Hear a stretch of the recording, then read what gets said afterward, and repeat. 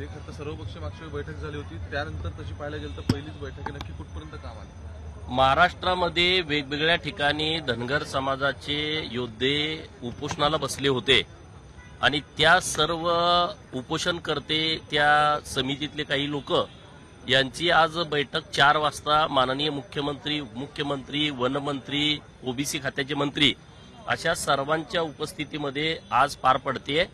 तर काही मागं जी बैठक झाली होती 21 सप्टेंबरला सह्याद्री अतिथीगृह मुंबई येथे, ती बैठक झाल्याच्या नंतर आज बैठक होते. या बैठकीमध्ये वेगवेगळे विषय चर्चिले जाणार आहेत.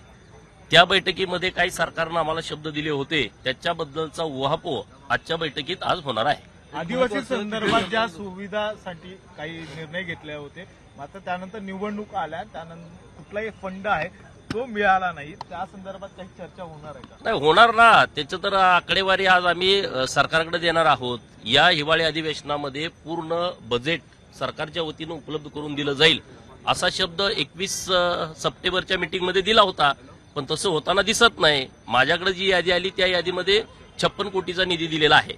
आता बाकीचे काय विषय त्यांनी आणखी मार्गी लावलेले आहेत तर त्या चर्चेमध्ये कळतील. शिष्यवृत्तीचा देखील प्रश्न आहे. नाही, अनेक विषय आहेत. शिष्यवृत्तीचा आहे, विद्यार्थ्यांच्या हॉस्टेलचा विषय आहे, नवीन हॉस्टेल बांधण्याचा विषय आहे, आदिवासी समाजाला, जमातीला ज्या पद्धतीनं सुतगिरण्या दिलेल्या आहेत त्या सुतगिरण्या धनगर समाजाला देण्याचा विषय आहे, मेंढपाळांच्या बाबतीतला मोठा विषय आहे. असे अनेक विषय या सगळ्या चर्चेले जाणार आहेत. तर अगोदर ही मीटिंग होऊ द्या, बैठकीमध्ये सविस्तरपणे चर्चा होईल. समिती गठीत केलेली आहे, समिती बिहारला गेलेली आहे.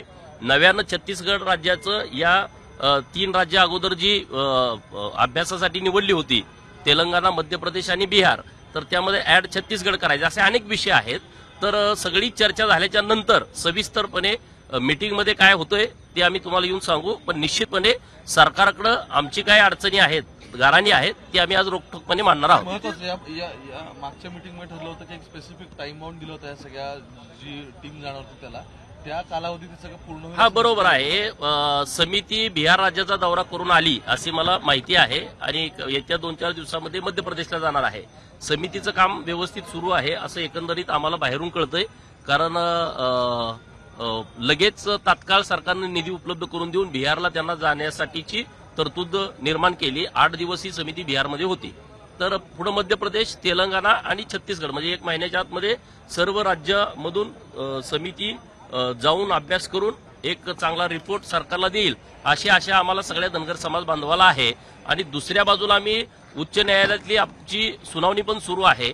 8 डिसेंबर, 11 डिसेंबर आणि 15 डिसेंबर ही अंतिम सुनावणीसाठी उच्च न्यायालयानं तारखा नेमल्या होत्या.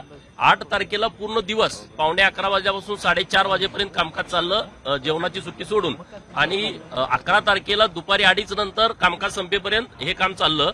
15 तारखेचं जी सुनावणी होती ती उच्च न्यायालयानं रद्द केली. 3 जानेवारी, 4 जानेवारी आणि 5 जानेवारी 2:30 वाजल्याच्या नंतर हे पूर्णपणे काम चालेल.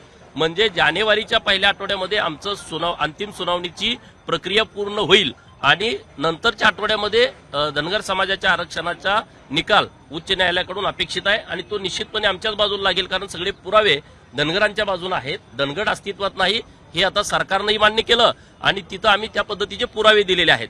जी लोक तिथं कोर्टामध्ये विरोध करतायत त्यांच्याकडे असे कुठलेही पुरावे नाहीत. कोणाकोणाला आमंत्रित आहे, कोण कोण आमंत्रित आहे? नाही, सगळे आमदार आहेत, माजी आमदार आहेत, सगळे त्या जिथं जिथं उपोषण सुरू होती तिथले उपोषणकर्ते आहेत, त्यांनी सुचवलेली काही नावं आहेत. अशी काही 5-50 लोक या बैठकीला आज महाराष्ट्राच्या कानाकोपऱ्यातून उपस्थित राहणार आहे. या बैठकीसाठी फक्त 15 मिनिटं दिलेत अशी एक चर्चा सध्या सुरू. अरे नाही, हे बघा, मीटिंगचं असतंय. आता विधान सभा चालू आहे, अधिवेशन सुरू आहे, वेळेची मर्यादा असते. परंतु 15 मिनिटांमध्ये सुद्धा अनेक विषय, आम्हाला आरक्षणाची अंमलबजावणी हाच महत्वाचा विषय आहे. 1 मिनिट पण पुरेसं होते. लोकशाही मराठी ऐका, पहा, जागरूक रहा.